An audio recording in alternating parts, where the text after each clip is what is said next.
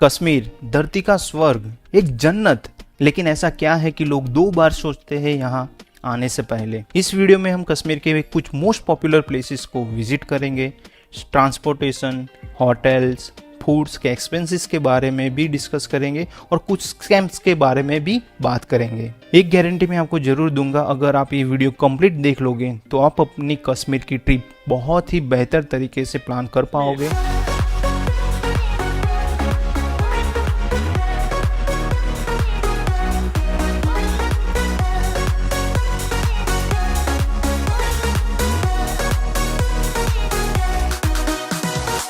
अगर आपने कश्मीर सीरीज़ के मेरे सारे वीडियोस देखे होंगे तो आपको पता ही होगा कि हमने कश्मीर एक पैकेज थ्रू ट्रैवलिंग किया था, जिसके बारे में हम बाद में बात करेंगे। लेकिन हमारा पैकेज 6 नाइट एंड 7 डेज़ का था और हमने एक दिन एक्स्ट्रा भी ऐड करवाया था हमारे हिसाब से ट्रैवलिंग करने के लिए, जिसकी वजह से हम ये जान पाए कि एक दिन का कितना एक्सपेंस हो सकता है और हम कैसे मैनेज कर पाते हैं। तो चलिए इस खूबसूरत जर्नी की शुरुआत करते हैं।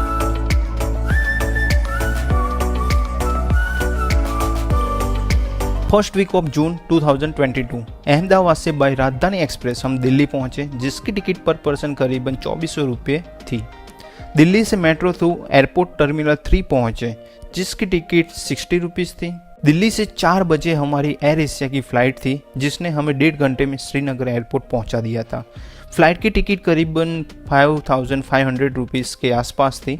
अगर आप दिल्ली से श्रीनगर बाई ट्रेन जाना चाहते हो तो आपको दिल्ली से पहले जम्मू तवी और वहां से बनिहाल जाना पड़ेगा और बाद में आप पब्लिक प्राइवेट ट्रांसपोर्ट यूज़ करके श्रीनगर पहुंच सकते हो। दिल्ली से श्रीनगर की बस भी एवरीडे चलती है, जिसका चार्ज ऑलमोस्ट 2000 या 2200 रुपये के आसपास होता है, जिसमें 20 घंटे का टाइम लग सकता है। श्रीनगर में डल लेक के आसपास बहुत सारी होटल्स अवेलेबल है, जिसमें अच्छी होटल आपको 2000 या 2500 के आसपास ज़रूर मिल जाएगी। लेकिन अगर आप JKTDC through online hotel booking करवाओगे तो उसमें आपको 1800 रुपये से प्राइस रेंज स्टार्ट होती है, जिसकी लिंक मैंने वीडियो के डिस्क्रिप्शन में दे दी है। मेरा सुझाव है कि अगर आप 1-2 महीने पहले कश्मीर ट्रिप प्लान कर रहे हो तो JKTDC सबसे बेस्ट ऑप्शन है, क्योंकि उसकी प्राइस हर सीज़न में सेम ही रहती है। 4 जून शाम के टाइम पे हम श्रीनगर पहुंच चुके थे। डल लेक के घाट नंबर 6 के सामने हमारी होटल सनशाइन, जो हमारे पैकेज के अकॉर्डिंग अच्छी नहीं थी, हमें रूम की क्वालिटी बिल्कुल पसंद नहीं आई। बाद में डिनर के लिए हमें दूसरी होटल जाना पड़ता था, जो बहुत ही बड़ा सदमा था हमारे लिए। लेकिन ये तो होना ही था। हमने अजय मोदी का जो पैकेज बुक करवाया था, वहाँ पर भी थोड़े बहुत प्रॉब्लम हुए, लेकिन वो सब मैं यहाँ बात नहीं करना चाहता, क्योंकि इतनी खूबसूरत जगह पर हम अच्छी बात करते हुए कश्मीर की कश्मीरियत को एंजॉय करेंगे। नेक्स्ट डे 5 जून को हम ब्रेकफास्ट करने के बाद गुलमर्ग जाने के लिए निकल चुके थे। कैब का अरेंजमेंट हमारे पैकेज थ्रू ही था। ऐसे भी फैमिली के साथ ट्रैवल कर रहे थे और ज़्यादा स्ट्रगल ना करना पड़े, इसीलिए हमने पैकेज बुक करवाया था। श्रीनगर से गुलमर्ग का डिस्टेंस करीबन 50 किलोमीटर है, जिसमें 1.5 घंटे जितना टाइम लग सकता है। गुलमर्ग जाते हुए रास्ते में टंगमर्ग से पहले 5 मिनट का हमने ब्रेक लिया फोटोग्राफी के लिए, और यहाँ से हमने कुछ बहुत ही खूबसूरत नज़ारे को एंजॉय किया। टंगमर्ग में आपको स्नो एक्टिविटी के इक्विपमेंट लेने के लिए फोर्स किया जाएगा, जैसे कि गन शूज, जैकेट एक्सेट्रा। लेकिन अगर आप समर में ट्रैवलिंग कर रहे हो तो मेरे हिसाब से उसकी कोई ज़रूरत नहीं। गुलमर्ग में टैक्सी स्टैंड पर आपको छोड़ा जाएगा, वहाँ से सिर्फ 10 से 15 मिनट का वॉकिंग डिस्टेंस है गोंडोला के लिए। अगर आप हॉर्स राइड थ्रू फेस 1 जाना चाहते हो तो आपको बहुत सारी बार्गेनिंग करनी पड़ेगी। आपको 2000 या 3000 भी कहेंगे, लेकिन आपको 500 रुपये के आसपास ही बार्गेनिंग करनी है। गुलमर्ग में गोंडोला राइड की टिकट बुक आपको एटलीस्ट 1 मंथ पहले ऑनलाइन करवा लेनी चाहिए, क्योंकि बाद में शायद ऐसा भी हो सकता है कि आपको टिकट ना भी मिले। गोंडोला टिकट बुकिंग लिंक मैंने वीडियो के डिस्क्रिप्शन में दे दी है। गोंडोला राइड के लिए बहुत ही भीड़ होती है, तो आपको जितना जल्दी हो सके यहाँ पहुँच जाना चाहिए। अगर आप सुबह 9 बजे से पहले यहाँ पहुँच जाते हो तो आप ज़्यादा एंजॉय कर पाओगे। गोंडोला राइड करते हुए हम फेस 1 पहुँच चुके थे। वहाँ हमने काफ़ी एंजॉय किया, बहुत सारी फोटोग्राफी भी की। हमारी फेस 2 की टिकट नहीं हुई थी, और वैसे भी हमारे पास छोटे बच्चे थे तो हम फेस 2 जा ही नहीं पाते। बाद में हम वापस गुलमर्ग आके यहाँ जो शिव टेम्पल है वो विजिट किया और शाम को वापस श्रीनगर पहुँच गए। नेक्स्ट डे 6 जून को ब्रेकफास्ट करने के बाद हम पहलगाम जाने के लिए निकल चुके थे।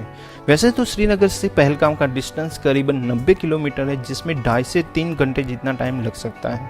रास्ते में हमने केसर और ड्राई फ्रूट्स की एक शॉप भी विजिट की, एप्पल फार्म भी विजिट किया और दोपहर तक पहलगाम में जो हमारी होटल थी गुड लक वहाँ पहुँच चुके थे। वहाँ लंच किया, लेकिन यहाँ पर भी खाना खाने के लिए हमें दूसरी होटल जाना पड़ता था। सच में बहुत ही बेकार पैकेज था हमारा।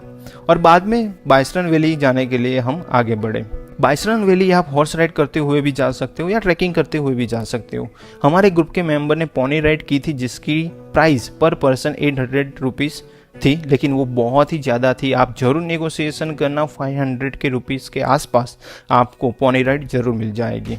लेकिन मैं अकेला ट्रैकिंग करते हुए आगे बढ़ा और बहुत सारा एंजॉय करते हुए मिनी स्विट्जरलैंड मतलब बाइसरन वैली पहुंच चुका था, जिसमें मुझे करीबन 1 घंटे जितना टाइम लगा था। अगर आप हॉर्स राइड करके बाइसरन वैली आओगे तो आपको सिर्फ 1 घंटे जितना टाइम ही स्पेंड करने को मिलेगा, लेकिन आप ट्रैकिंग करके आओगे तो आप अनलिमिटेड टाइम स्पेंड कर सकते हो। तो आप जब पोनी राइड करो तो ये बात जरूर क्लैरिफाई कर लेना कि आपको बाइसरन वैली में कितना टाइम स्पेंड करने को मिलेगा।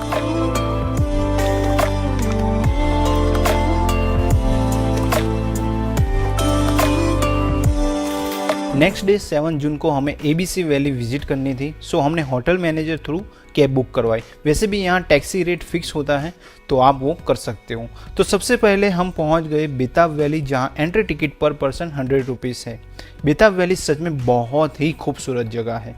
बेताब वैली पहले हाजन वैली या हागन वैली के नाम से जानी जाती थी, लेकिन जब सनी देओल और अमृता सिंह की मूवी बेताब के बाद लोग इसे बेताब वैली के नाम से जानने लगे।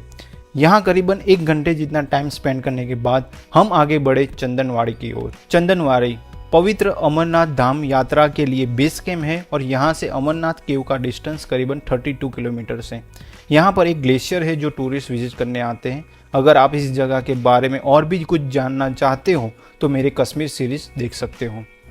लास्ट में हमने विजिट किया आरू वैली। वैसे तो यहाँ बहुत सारे प्लेसेस है विजिट करने के लिए, लेकिन जिस टैक्सी में हम आए थे उसमें 1 घंटे का टाइम लिमिट था। तो मेरे हिसाब से अगर आप पूरे दिन का टैक्सी बुक करवाओगे तो आपको अच्छा रहेगा और सारे प्लेसेस आप बहुत ही आसानी से अच्छी तरह से विजिट कर पाओगे। सच कहूँ तो आरू वैली आपके दिल जीत लेगी। एक ऐसी खूबसूरत 12 बजे हाउस बोट से हमारा चेकआउट था, तो डल लेक के सामने जो बहुत सारी होटल्स हैं वहाँ पे हमने इंक्वायरी की।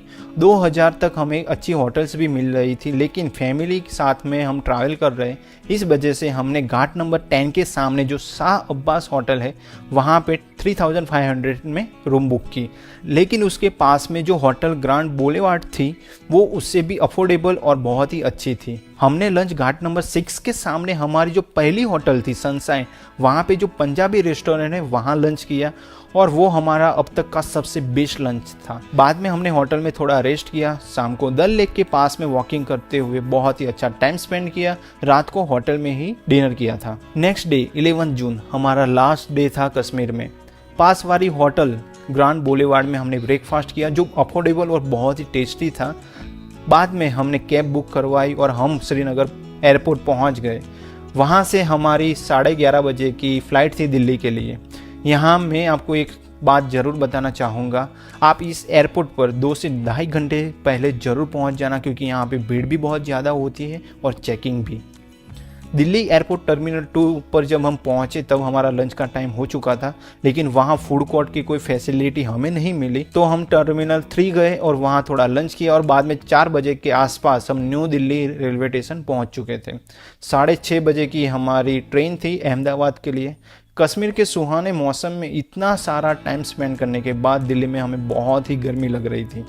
तो मेरा सुझाव है कि अगर पॉसिबल हो आपके लिए तो आप डायरेक्टली श्रीनगर से अपने सिटी तक की डायरेक्ट फ्लाइट ही बुक करवा लेना। नेक्स्ट डे 12 जून मॉर्निंग के 9 बजे से पहले हम अहमदाबाद पहुंच चुके थे। इस खूबसूरत जर्नी का एंड करने का बिल्कुल ही मन नहीं कर रहा था, लेकिन क्या करें, जिसकी शुरुआत है उसका अंत भी है। आई होप आपको इस वीडियो में वो सारी जानकारी मिली होगी जिसकी मदद से आप अपनी कश्मीर ट्रिप को और भी बेहतर तरीके से प्लान कर पाओगे। अगर आपके पास और भी कुछ क्वेश्चन है तो वो आप मुझे कमेंट सेक्शन में बता सकते हो या फिर इंस्टाग्राम में पूछ सकते हो। तो चलिए मिलते हैं एक और नए वीडियो में एक और नई खूबसूरत जगह के साथ। तब तक अपना ख्याल रखिए and save nature, save water, take care, bye bye. Thank you for watching this video and do not forget to like, comment, share and subscribe to our channel.